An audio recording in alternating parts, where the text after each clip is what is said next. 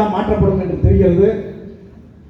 ஆக இன்றைக்கு தமிழகத்தை பொறுத்தவரை முதலமைச்சர் என்ற அந்தஸ்தில் அண்ணன் மு.க. ஸ்டாலின் இருந்தாலும் ஆக்டிங் முதலமைச்சராக தமிழக மக்களை காப்பாற்றுவது அண்ணாமலை அவர்கள். ஆக்டிங் முதலமைச்சர் ஏனென்றால் எந்த பிரச்சனையாக இருந்தாலும் ஒவ்வொரு துறையிலும் என்ன நடக்குது யார் பார்க்கணும்?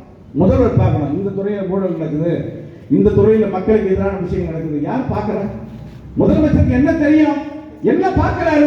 ஒவ்வொரு துறையிலும் டேய் ஏமாத்தாத, அண்ணாமலை இருக்கிறேன், விடமாட்டேன், ஜெயிலுக்கு போயிடுவேன் அப்படின்னு எச்சரிக்கை விடுத்து இன்றைக்கு தமிழக அமைச்சரவை கட்டுக்கோப்பாக ஒரு ஆக்டிங் முதலமைச்சராக நடத்தி காட்டிக் கொண்டிருப்பவர் அருமை தலைவர் அண்ணாமலை.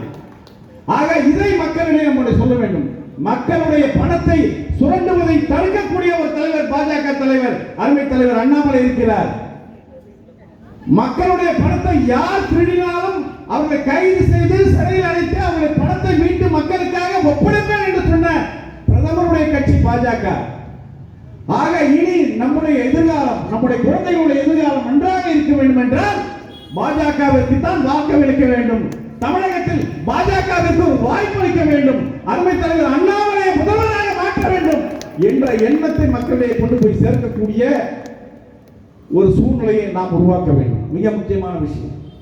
ஒரு 2 கருத்துக்களை மட்டும் சொல்லிவிட்டு செல்கிறேன். மிக முக்கியமாக எந்த இடத்துக்கு போனாலும் நம்முடைய அருமை அண்ணன் சேகர் பாபு அவர்களை பற்றி நான் பேசாமல் இருப்பதில்லை.